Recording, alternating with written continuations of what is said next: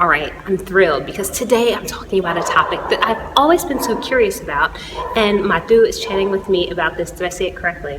Yeah. Okay, I was worried about the pronunciation. I practiced it a couple times before this. So, when I first came to India, I really didn't realize that the caste system was still a thing, that it even really still existed. I had heard about sort of, in the US, of course, we have classes, even though we don't want to say that we do, but there are divisions. But here, it's a bit even more structured than that. So can you give an overview of how this whole thing works? Like, people are born into this. Yeah. So how it actually started is basically it started with a division of classes based on the kind of work that they do, on the kind of work that people are into. Like certain people are farmers, certain people are businessmen, and certain people are the knowledge keepers, and certain people are the warriors and the different classes. And that was how the caste system was actually designed. And then they had a certain set of rules that these people could do only this and these people could do only this. But really what the general outlook on the caste system is that people are looking only at the division of a Brahmin or a upper caste sort of doing or sort of oppressing the lower caste, which is a Shudra or a Dalit. So that was the traditional outlook of the caste system, where there is oppression by a higher class on a lower class, and that is what was highlighted from everywhere in media, in the world, everywhere, world over, and that became the highlight.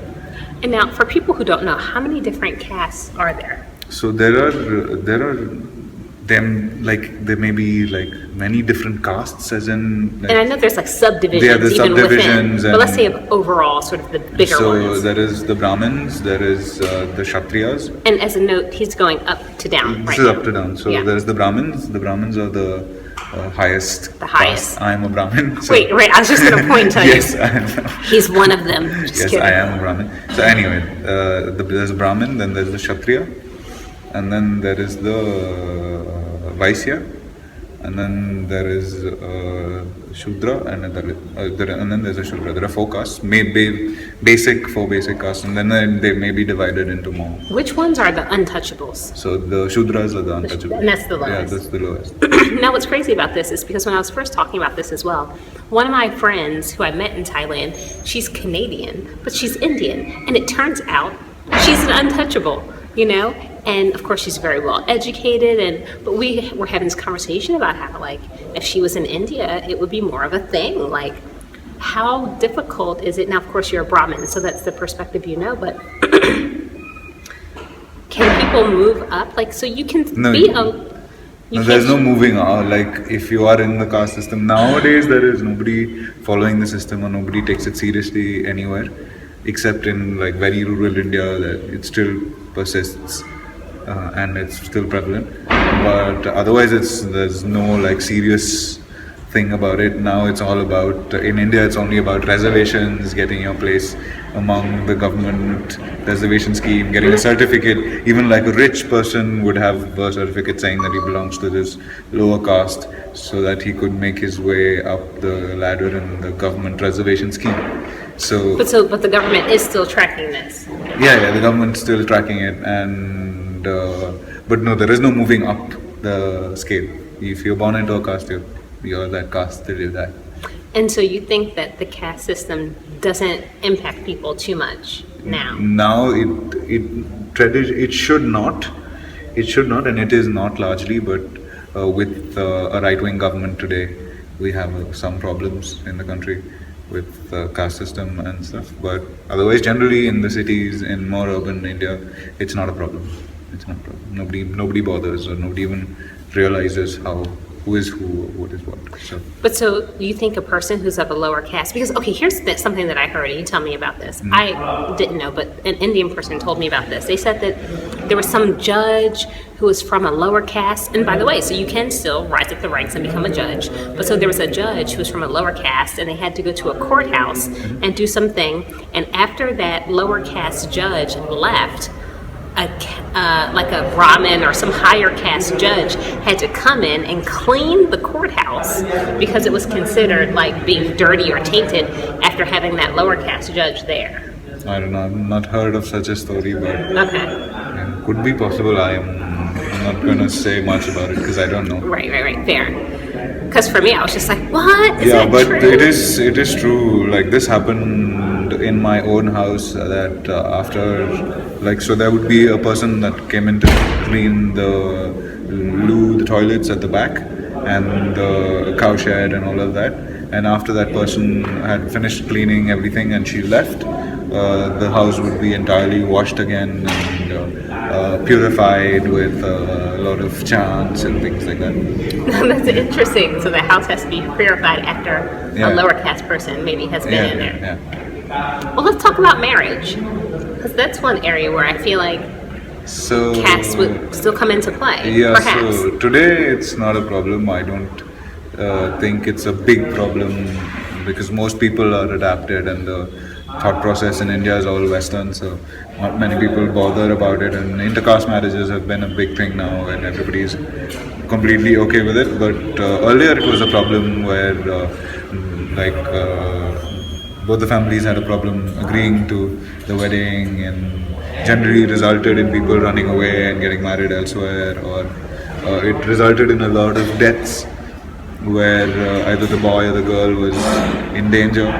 So a lot of Indian movies portray this very, very well. You should see a lot of these South Indian movies that show this caste thing, that the boy is from a lower caste, the girl is from an upper caste, and then there's always fighting. Right. Yeah. Because I know it's still a thing in Nepal, which is, of course, a neighbor to India, but not India. Because I had a girlfriend there who, was interested in the guy, but he was from a higher caste and she was of a lower caste, so she had to earn a lot of money to be able to kind of be eligible to sort of marry him. So I wasn't sure if that was sort of... So today, if you have money, the caste doesn't matter. So you can almost buy your way into a higher caste without it. Not really, but you can just buy yourself out of some issues, Yeah. which is the case in a lot of places for a lot of things. But what if you don't have the money? If you don't have the money, then you don't buy your way. You're still stuck there. Yeah, see, Yeah. that's rough. Now, I wonder, but do you have many friends who are of lower caste? Or because as we talk, I can't help but wonder, and I don't know. We just met not too long ago, so full disclosure. So I don't know your whole life story or anything. But I wonder if by being Brahmin, you're just in a very privileged position, so that maybe you wouldn't be aware of some of the issues. So I'm just wondering, do you interact with any of the lower caste, or do you have any friends who So are? I grew up in the countryside in a village, and not too far from where I grew up, there's another village that was of the lower caste and the major village of higher caste. So there used to be the disparity, and we'd have people who were working with us from there, and only from that lower caste village we'd have people clean the toilets or clean the septic drainage pits and all of that. Work was only done by the lower caste people.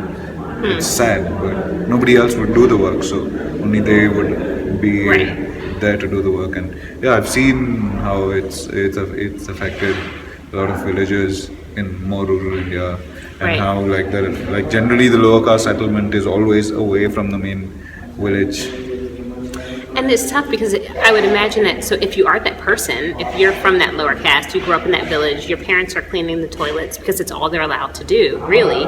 Even if someone says, okay, well, the caste system doesn't really matter anymore, but still, how do you get out of it? Yeah, how do you get that better education, or how do you No, now today it's more equal for everybody because everybody gets the same thing. Okay. Everyone can go to the same schools? Everyone can go to the same schools. All the government schools have kids from everywhere, and there is no the difference is not there, and it's not seen very prevalently.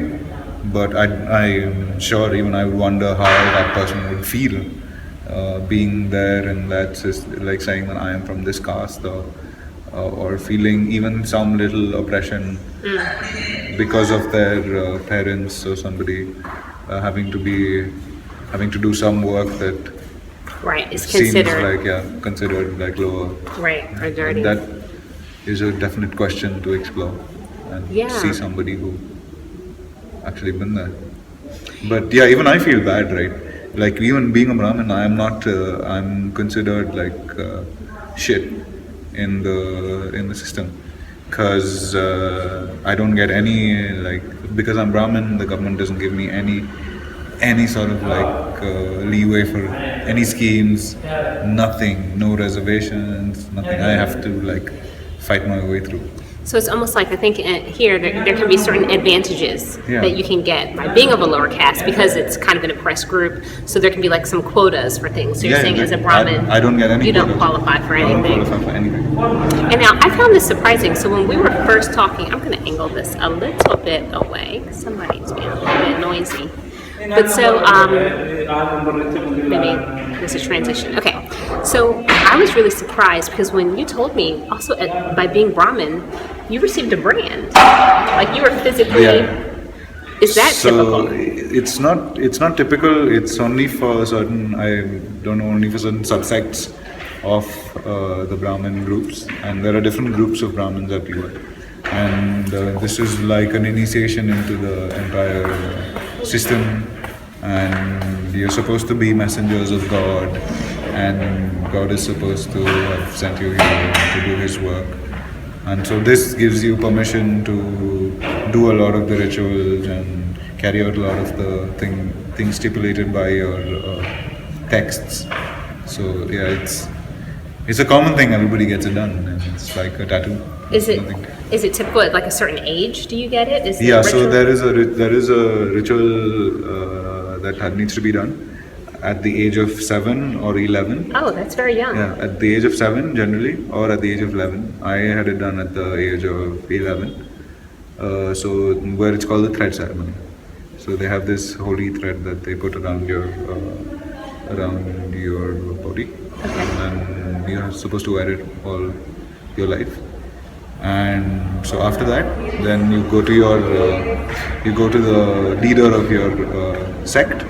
He's the head of your sect. You go to him, and then there is a ceremony that's carried out, and then they pray, and they have this elaborate ritual, and then they take you in, and then this initiation is performed. They have silver brands Wow.